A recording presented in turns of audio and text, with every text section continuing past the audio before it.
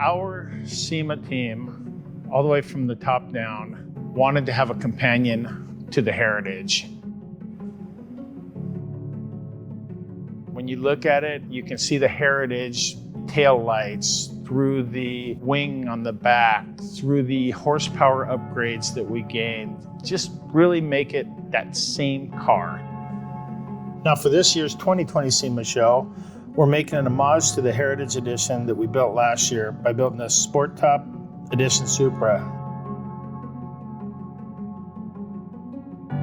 The removable roof is something that was available in the Mark IV, so we thought we'd see how it'd look on the Mark V concept.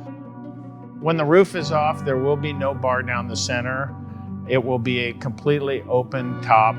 See, with this curvature here, we'll have to put a piece in, another piece in here, and then it'll come straight down onto something we build here. Our hope is that it's with a remote, boom, pop it, it'll pop the bear claw latches or whatever kind of latches we end up ultimately using. And the reason we're doing it in two pieces is so that we can make storage for those two pieces in the trunk of the car. When it comes to SEMA, you're usually one and done. But we had no idea we were gonna do a second Heritage Edition. This is one time where it would have been nice to scan all the parts and have everything laid out so that we could just basically send the files over to somebody and say, reproduce this. This piece right here is a body molding, and it's gonna be important that we keep that. When we make the roof out of composite, these two pieces should stay original, and this piece will have something built into it to keep the flow again. We will need to build way more structure into the bottom of the car because it won't have the roof to hold it and contain it as a box when you're driving without the roof on it. That piece up there in the headliner is pretty important, and we're gonna do what we can to keep that piece into it. The goodies, the aero stuff on it all the way back, you can just see the corner of the diffuser there, the Heritage wing. No matter how much you prepare and do everything, it's still the last month always turns into a grind. It's our goal to do something more and more crazy every single year. We do these extra mile things that make it really cool. As I said before, Rich was gonna work on making the diffuser a little bit more efficient. He not only did that, but he also made it a little bit more OE quality, having the time to think about the things that he wanted to improve off the last one. The exhaust is well on its way.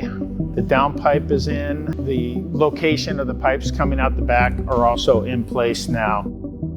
Here's the diffuser. As you can see, it's completely hand-built. 2-in-1, all stainless. Center exhaust over there. The subtleties is what you'd notice the most if you put both cars by each other. There's just little improvements in this, and then there's way more repeatability also. We were worried with not having a roof in it, it could fold right here. So we went all the way back to the back of the tub there, all the way up into the engine bay here. From underneath on a lift with all the stock panels in, you shouldn't even be able to know that anything happened here. We brought the Supra up to the shop yesterday, get it all prepped, get everything ready because today is kind of red letter day. Steel was a little harder to cut through than I expected. We tried with an air saw first. We got nowhere real fast. 10 minutes later, we're halfway done. I think it's an iconic thing for the car to have a removable hardtop. So I think the first one to cut the top off, to bring it to surgery, and, put it under the knife, I'm pretty honored to be a part of that. I hope that everybody else loves it as much as I do already. We honestly thought in the beginning that we would be cutting the top out and then using that same top as a piece to fill the gap. When we cut it off, we realized that that wasn't gonna work. We received these panels. The one showed up, had kind of a couple cracks in it and stuff, so we had to fix those. We're in the middle of fixing this one and also fitting them to the car. There we go. It's seated pretty good. Now we have to start thinking about latches. How they look is almost as important as how they work.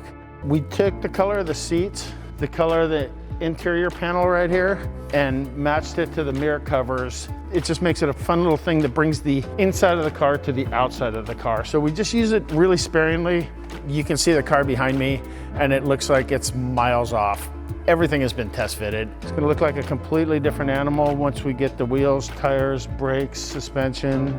Last piece of the puzzle will be painting the roofs, and then we'll have a